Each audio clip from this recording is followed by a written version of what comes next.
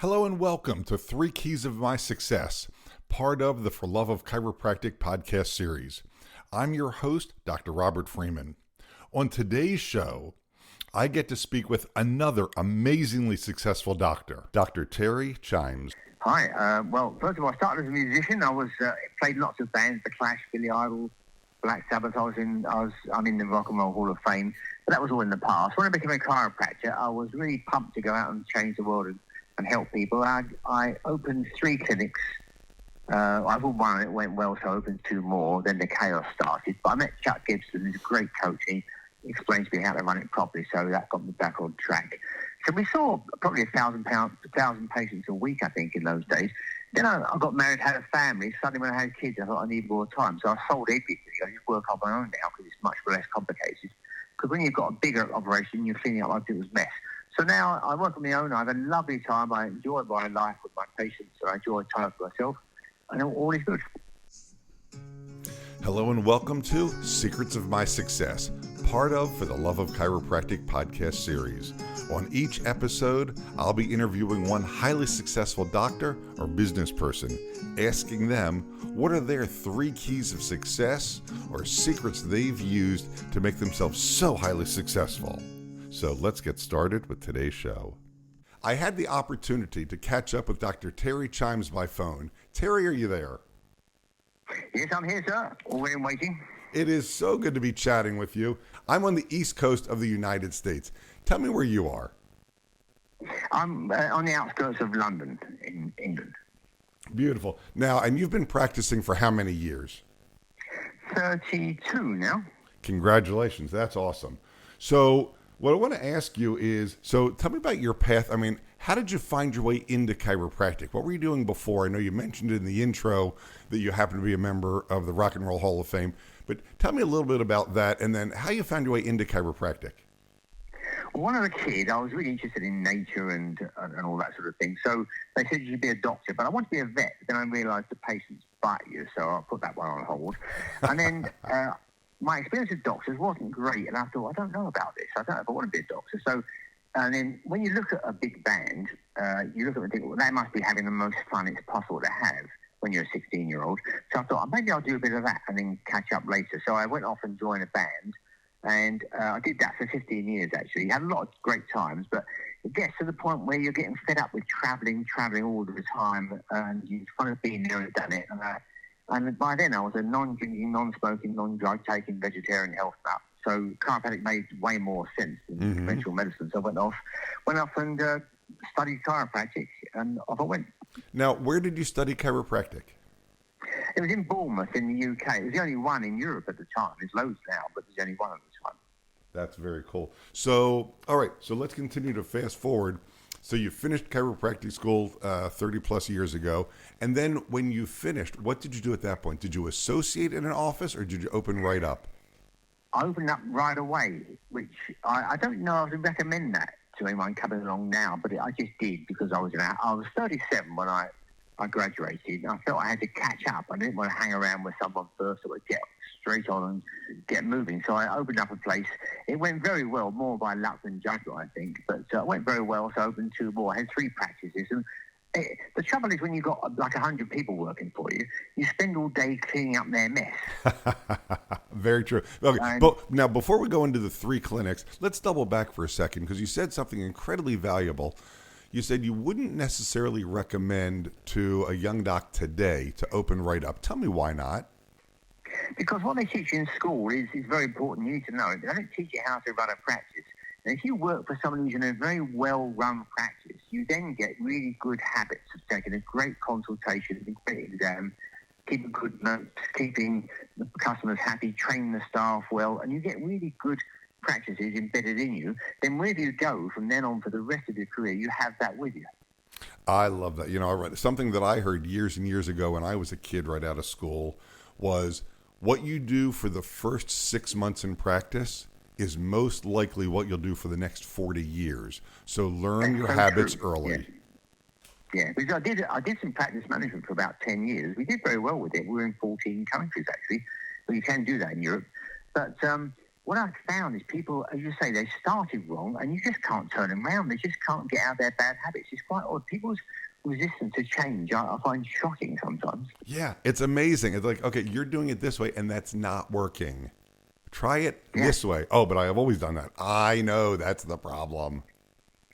Oh, the excuses are ridiculous sometimes. But, Right. Hey, you and I could probably spend an entire episode talking about that. But let's jump back into, so you had the 3 clinics with all the employees, and continue from there, please. Well, we were sort of multidisciplinary. We had a bunch of chiropractors, I think about 12 chiropractors. We also had hypnotists and acupuncturists and massage people and all sorts of other things, which we thought the more people you get, the more you earn, which actually what it really means is the more chaos you get. And also, when you've got multiple therapies, it'd be lovely to all work together, but they tend to just try and fight over the patients all the time. They all want to have the patients for themselves. So the ideal and the actuality are quite different.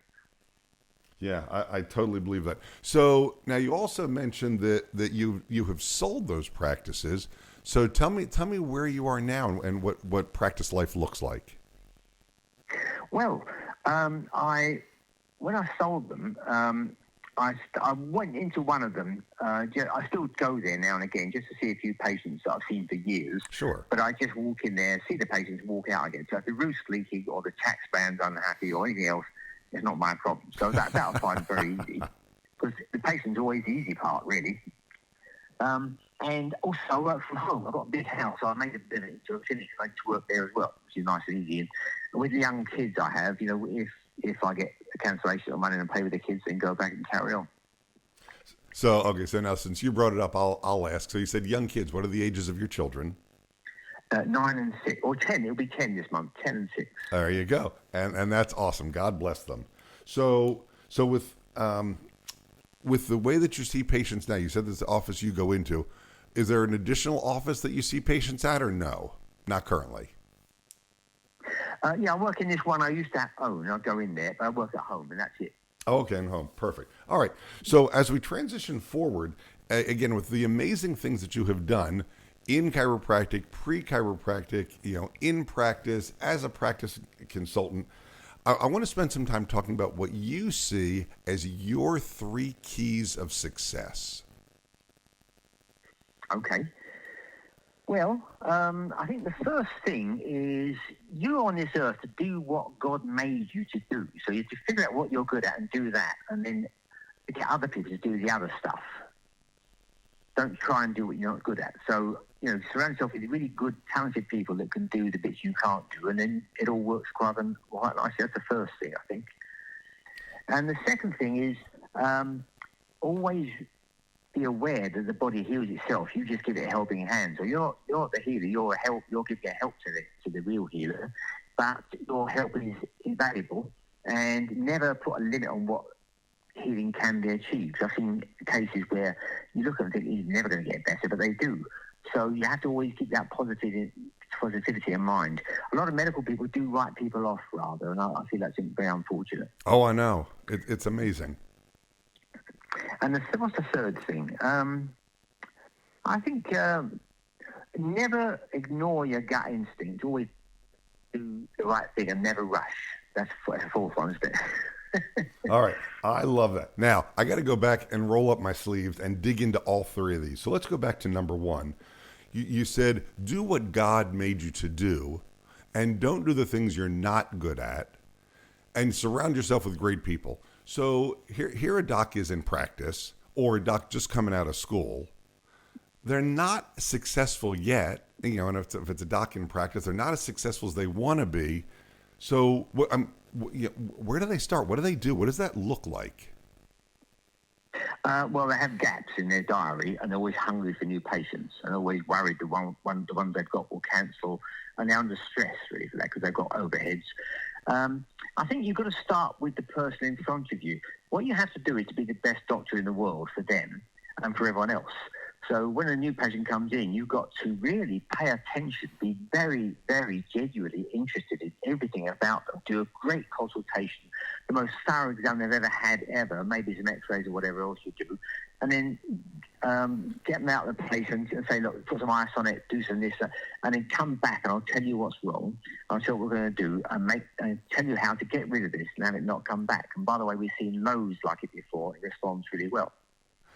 That's what you do. If you do that to everyone, they'll even refer people to you before they've come back for their report or findings, because they'll be so impressed. Terry, what you just said is absolute gold. If everybody would just do that, we would have a world full of successful chiropractors. So many people are when they sit down with patients, they're thinking about 17 other things. I referred a patient to another chiropractor once because it was more convenient for them to go somewhere else, a different town, about 30 minutes away. No problem. The patient came back to see me and said, Doc, I don't know who that guy you sent me to was, but literally I was in the middle of telling him my history. He answered his cell phone. It was his mechanic telling him that his car needed something additional besides the oil change. And he took the call and had an extended conversation with the car mechanic. Yeah. What? Unbelievable. So what you just said about concentrating on the patient in front of you and being the best doctor for them. I love that. Yeah. I absolutely agree. Number one rule, hands down. Couldn't agree more. And it's got to be genuine. You've got to be really interested. You can't fake it because they'll know. Oh, absolutely. Absolutely. So, and then you transition from there into your second one, which got into a piece of chiropractic philosophy. Excuse me. And you said, the body heals itself, and you need to know there's no limit to what the body can do. Don't you put a limit on the healing. Can you expand on that a little bit? Yeah, I think when you've been in practice a while, you see some healing miracles, then you know. But in the early stages, you haven't seen them. You hear about them, but you're not really convinced. So you need a few of those, but you just have to take our word for it until you get your first few miracles. This lady came, she flew in from Dublin in Ireland, which is not a million miles away, but it's a big thing to fly in. She was 87 years old. She walked in, tiny little thing. She must be about 4.5 foot tall. Mm-hmm. Anyway, she said, my family said, if I fly over here, you'll fix my shoulder. So I said, what's wrong with your shoulder? So she lifted it up, and she got about a quarter of the way up, and it wouldn't move. It's like a frozen shoulder, basically. Sure.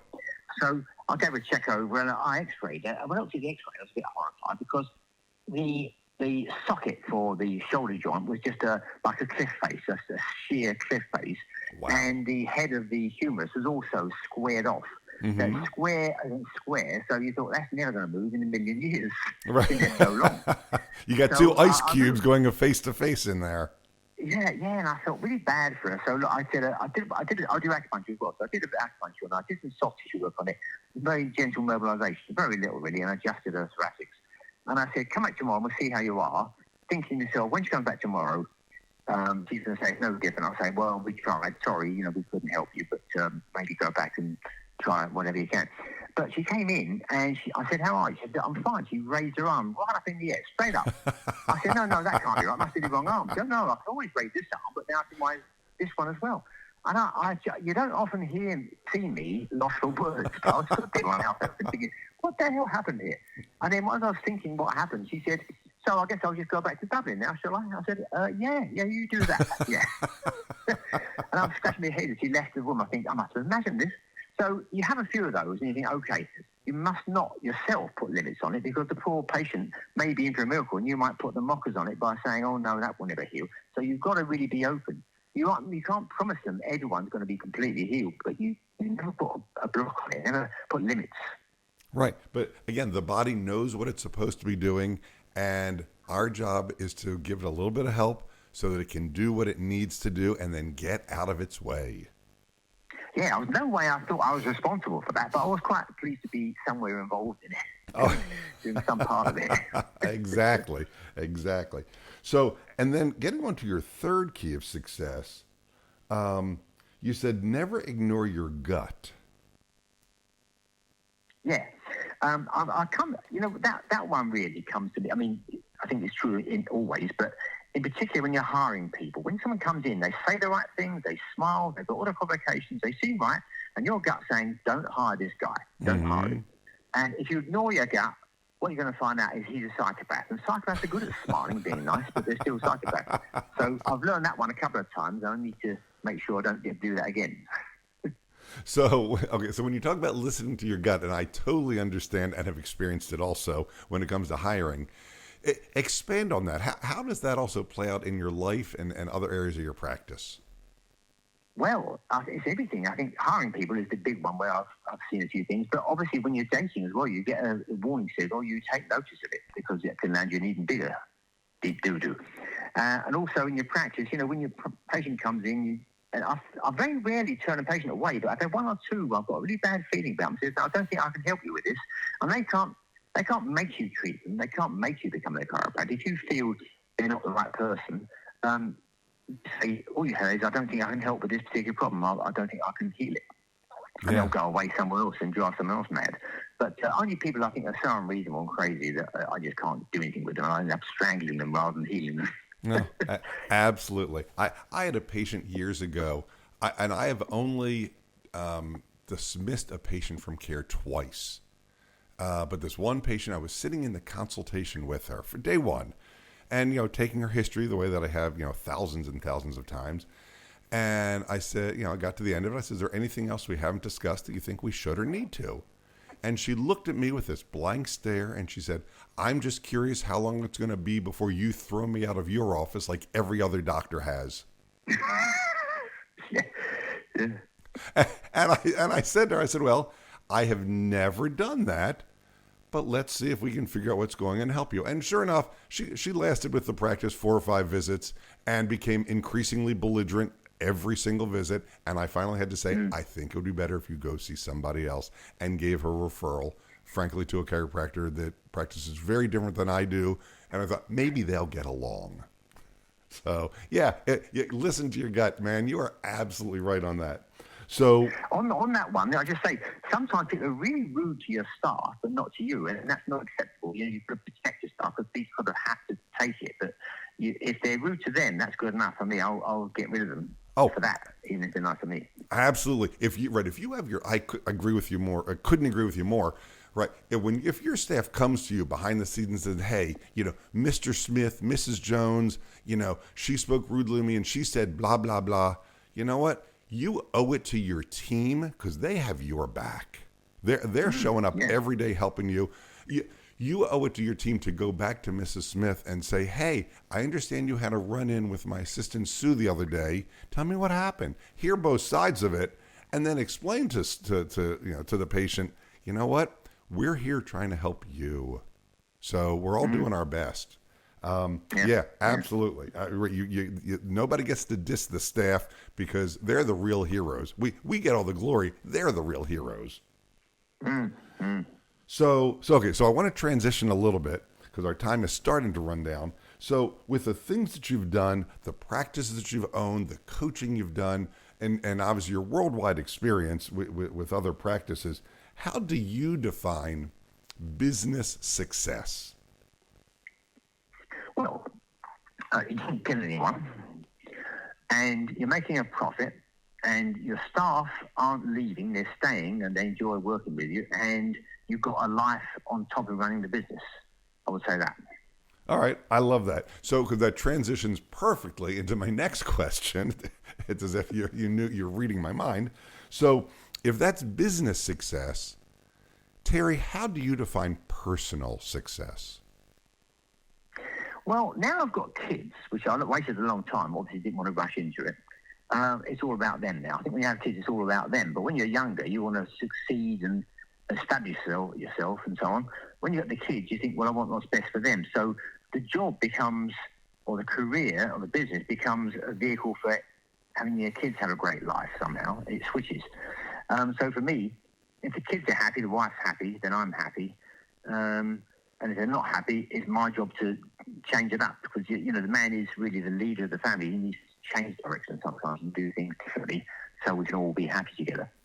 Absolutely. It's funny. Here in the States, we have a saying. I don't know if it is known around the world. Happy wife, happy life. Oh, yeah, I've heard that one many times, yeah. My wife told me it. Yeah, exactly. In fact, she beat it into you, didn't she? Didn't need to. All right. So let me ask you another question. So having talked about success, both personal and business, as a professional with so many decades of experience, in your opinion, is it possible now today for a doc who's just getting out of school or a doc who's sitting in practice who has not found success yet, is it still possible for them to become highly and wildly successful? Well, I'm sure the answer is yes, but let me tell you an interesting story. When I graduated, and we all talked to each other, all the young graduates, someone said to me, "Where are you going to go and set up?" I said, "In London." They said, "Oh, no, don't do that." I said, "Why?" He says, "There's over 30 chiropractors in London already." Now, London's bigger than a small village. And I just thought, I couldn't believe he said that. But now, of course, there's lots and lots of them, but it doesn't matter. You can never find a good chiropractor. Wherever you are, it's really hard to find a really good chiropractor. So if you're doing what we discussed earlier, being the best doctor in the world, they'll find you. You haven't got to worry. They'll find you and they'll stick with you. And also, added to that, this generation Z or whatever they call themselves, they're all stuck on their phones all day long. They're all going to need treatment for the rest of their lives. It's bonkers. And I'm trying to stop my kids going that way. But most kids, that's what they do. And we're going to be so much in demand. Yeah, you are so right, and I couldn't agree with that more. So, Terry, since it is possible for someone to become a huge success today by being the best doctor, and with the things that you've laid out, if somebody's listening to this interview and goes, "Man, you know what? Dr. Chimes knows what he's talking about," what would you say to them? The very first thing that they need to do is, so if they're drawing a line in the sand and say, "You know what? I'm done with mediocrity. I'm ready for success." What do you want to say to them? What's their first step? I find the most successful person in chiropractic you can find, even if they're a long way away from you, and go and say to them, "Can I come and watch your work for an hour or two just to see what you're doing?" Go and watch them and make notes and go away and start doing what they were doing. That's the first thing. But also find a coach that can help you in that process. Chuck Gibson's still around, still doing it, so you couldn't do worse than him. You couldn't do better rather than him. I love that. Terry, this has been absolutely fabulous. I can't thank you enough for taking the time, making the time, sharing your knowledge and wisdom. Dr. Terry Chimes, this has been an absolute pleasure, and thank you for being a guest on the podcast.